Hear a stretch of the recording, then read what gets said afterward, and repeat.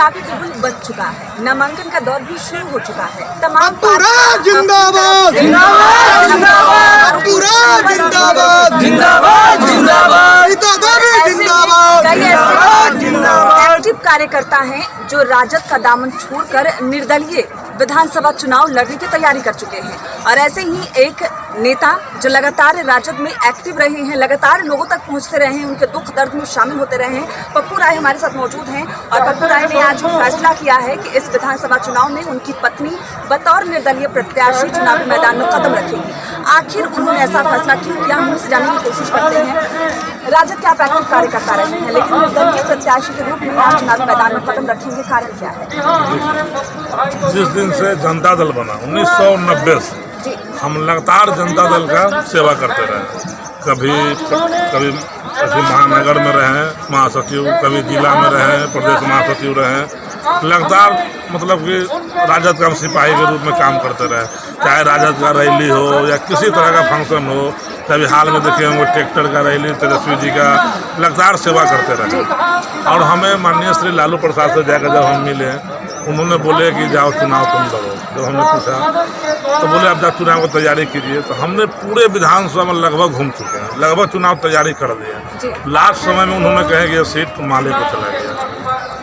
तब हमने सोचा कि चलो भाई, माले को जब चला गया, गठबंधन धर्म भी कुछ होता है कि माले को ही समर्थन किया जाए। जब माले के उम्मीदवार के बारे में पता चला हमें कि नहीं, ये तो मुंगेर से बाहर ही इम्पोर्ट किया हुआ कैंडिडेट है। वो शायद नाम है शशि यादव, उनका पति का नाम है वीरेंद्र झा। तो कोई भी जनता यहाँ उनको एक्सेप्ट नहीं किया। तो फिर हम विधानसभा में घूमे, सब पब्लिक से पूछे, कहा कि नहीं, हम लोग बाहरी कैंडिडेट को वोट नहीं देंगे, से आप निर्दलीय लड़िए। तो हमने फैसला कर लिया निर्दलीय चुनाव लड़ने का। सभी जनता को बुला कर राय भी लिया, पहले से भी मीटिंग में राय लिया। सबको एक ही बात बोले कि नहीं, आप निर्दलीय लड़िए। आज सुबह से लगता है छोटी छोटी पार्टियां बहुत सारे बिहार में, हम नाम नहीं गिना सकते हैं, 8-10 पार्टी के फ़ोन हमको आए कि आप मेरे पार्टी के सिंबल पर लड़िए, मेरे पार्टी के सिंबल पर लड़िए। लेकिन हमने कहा कि नहीं, मैं किसी के सिंबल पर नहीं लड़ूंगा।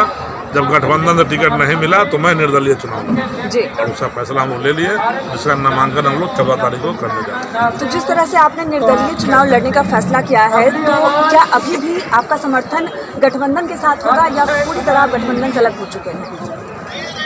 देखिए, अब तो हम निर्दलीय से लड़ ही रहे हैं, गठबंधन का उम्मीदवार लड़ ही रहा है, तो मेरा समर्थन उनका समर्थन का प्रश्न क्या? हम अपना निर्दलीय लड़े, जनता का समर्थन हमको चाहिए। जनता सर्वोपरि है, जनता जिसको चाहेगा उसको चुनाव जिताएगा। जनता मेरे साथ है। जिस तरह से जनता की पहली डिमांड आप हैं, और यही वजह है कि आप बतौर निर्दलीय प्रत्याशी चुनावी मैदान में कदम रखने का फैसला कर चुके हैं, क्या कुछ इस क्षेत्र की जो जरूरत है जिसे आप पूरा करेंगे? जनता इसी तरह किसी के साथ नहीं रहती जी। जब हाल ही में जब लॉकडाउन लगा कोरोना काल, तो हमारे जो स्थानीय विधायक थे बिल्कुल क्वारंटाइन थे, घर से नहीं निकल रहे थे। ये जानते हुए भी कि हमारा विधानसभा नदी के किनारे किनारे जो भी है सब सलम बस्ती है।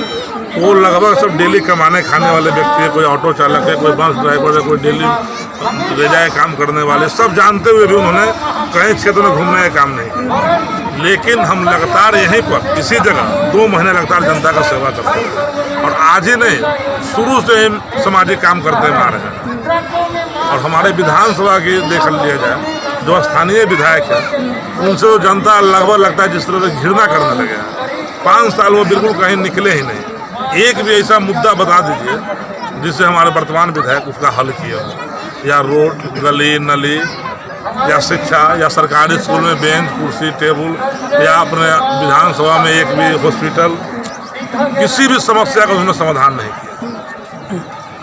तो उनको तो खैर वो तो कहीं है ही नहीं।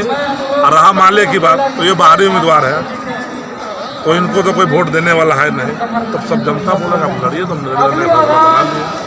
जी पप्पू जी, जिस तरह से हमने न्यूज़ में भी देखा, आपको भी देखा, कोरोना काल में जैसा आपने जिक्र भी किया है कि लगातार आप 3-4 महीने लोगों तक पहुंचते रहे, और जिनके पास खाना नहीं था इवन आप खाना भी पहुंचाते नजर आए हैं। आप इस क्षेत्र से भली भांति वाकिफ हैं, लोग चाहते भी हैं कि आप चुनावी मैदान में कदम रखें। कई ऐसी समस्याएं होंगी जिसका निदान आप करना चाहते होंगे, जनता का समर्थन आपके साथ है, चुनाव जीतेंगे तो क्या कुछ सौगात यहाँ की जनता को आप देंगे? यहाँ बहुत समस्या है। आप चालू कीजिए राजीव नगर से, वहाँ 1024 एकड़ का जमीन है, जो लगता है कि 20-25 साल से फंसा हुआ है। सभी किसान वहाँ जाते हैं जब मकान बनाने, तो मकान तो बनाने का ऑर्डर मिलता है, लेकिन एक मकान बनाने के लिए 3 से 4 लाख रुपया उनको देना पड़ता है। और ये पैसा कोई अपराधी नहीं लेता है, ये पैसा पुलिस लेता है। और अगर पैसा देने में 1 घंटा लेट हो जाता है तो पुलिस उसके यहाँ जाते हैं और इस तरह का व्यवहार करने जैसे लगता है कोई डकैत के घर में पहुंचे हुए हैं। जो भी व्यक्ति मिलता है उसको जीप पे लाते हैं, लाद के लेकर थाना चले जाते हैं और मनमाना रुपया सुनते हैं। एक समस्या ये हो गया मेरा।